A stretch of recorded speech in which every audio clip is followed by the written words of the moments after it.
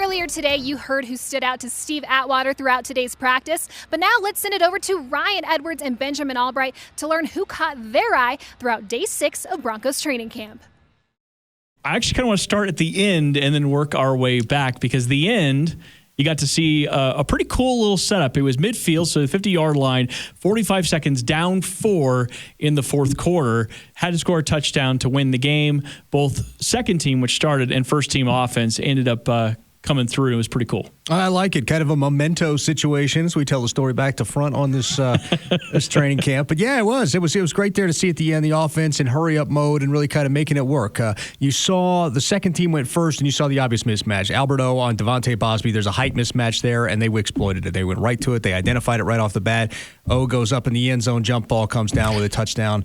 I actually want to give you some credit on that, because you pointed it out before the play even happened. Well, I mean, if you played before, it was pretty obvious what was going on there. But you said right there, you said the matchup to watch is Alberto versus Devontae Bosby, and it's the one you're going to pick on, just the height advantage in the end zone. You throw it for the pylon jump ball and hope your tall guy comes down with it. And they did. The next play was a little bit more fun.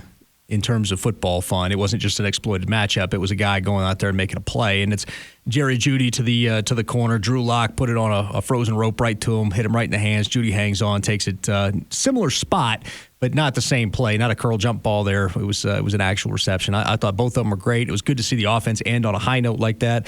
I thought they kind of the pendulum had swung kind of back the other way after 2 days. The defense kind of dominating the offense, kind of got back out there, took a little charge.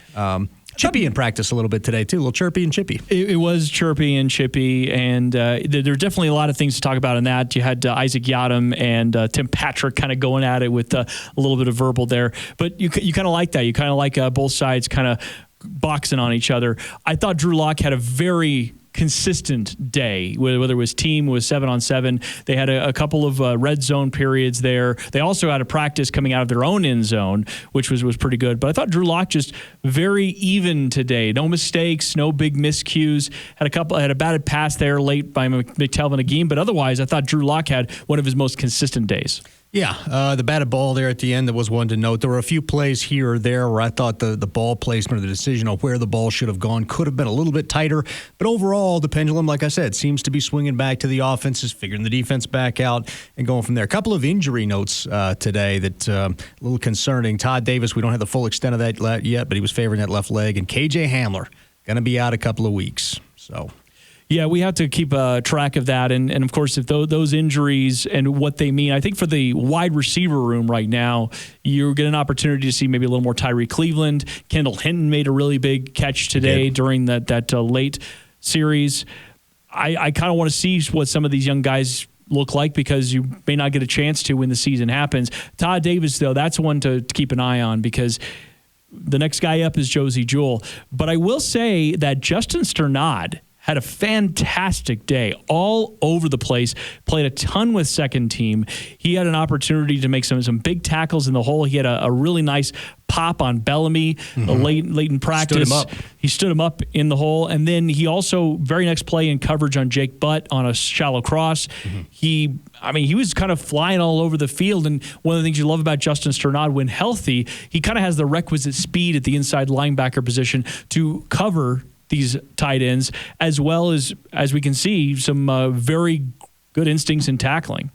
Yeah, I liked his day today. His first day, I've really, really noticed him stand out. I'd like to see some more of that, some more consistency. And if he can do that, he's a better athlete than Josie Jewell, and he might be able to make a name for himself and maybe squeeze in there, get some reps. If Todd Davis is out in an extended period of time, this is the time you need to take advantage of that if you're a young guy looking for the reps. With KJ Hamler out, there's 4 guys breathing a sigh of relief trying to get those reps. That's Kendall Hinton, Tyree Cleveland, Deshaun Hamilton.